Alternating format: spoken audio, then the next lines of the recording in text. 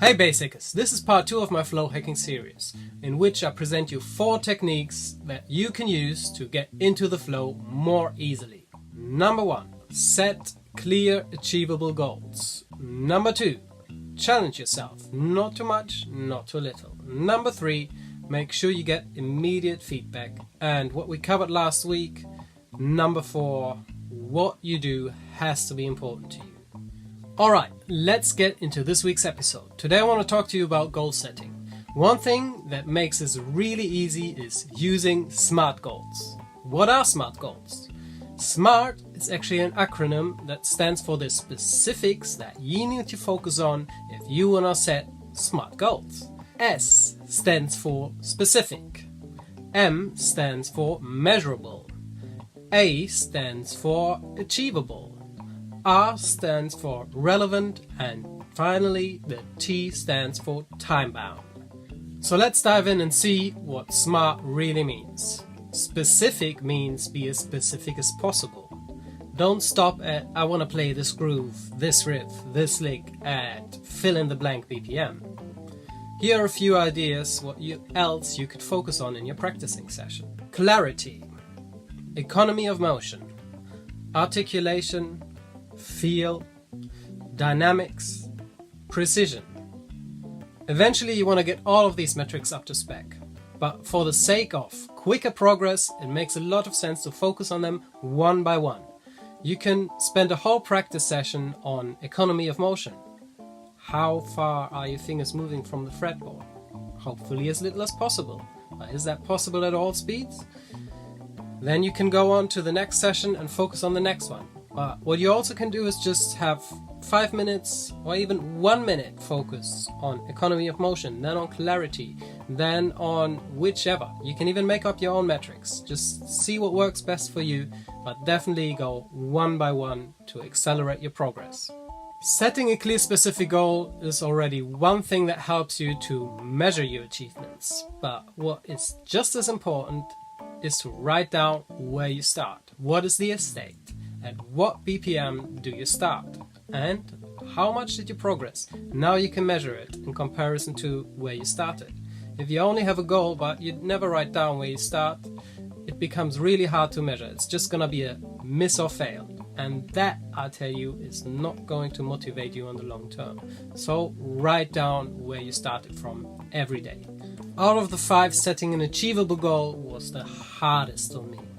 I always aimed too high, and then I got frustrated because I didn't reach my goal. I just wanted to quit and got demotivated, didn't want to go on. So I really don't want that to happen to you. That's why here's my little hack how to do that. Approach it this way.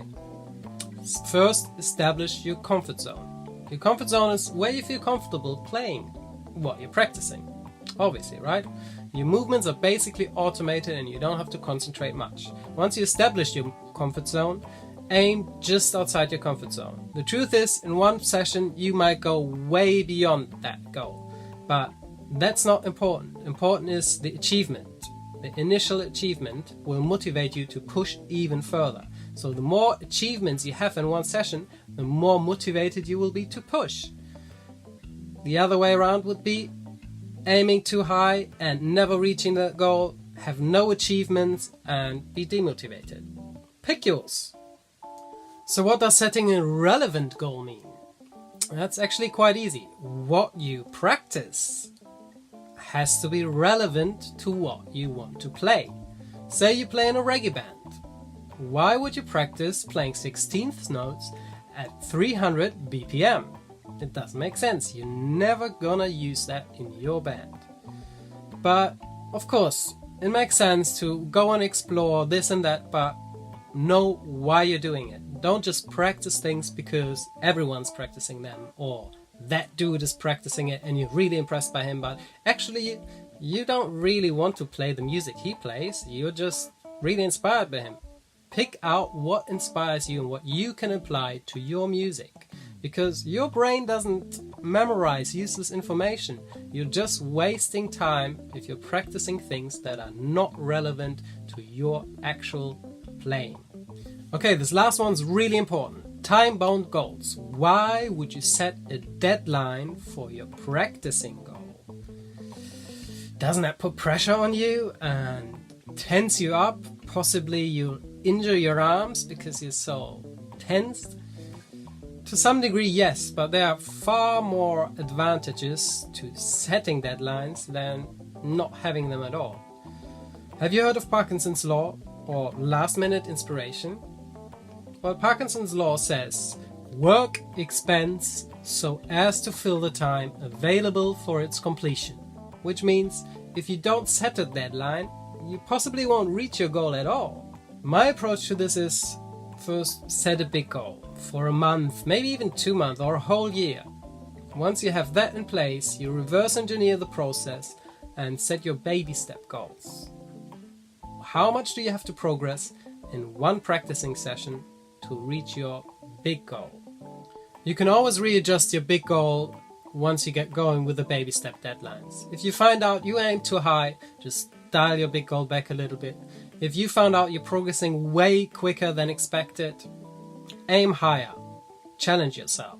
That's gonna be the topic for next week's video. So, thanks for listening and see you there. Love and bass. By the way, if you enjoyed this video, I've got a new one coming up on YouTube every single week. So subscribe to this channel or go all in. Book a free trial lesson with a link in the description. I'm looking forward to meeting you. Love and bass.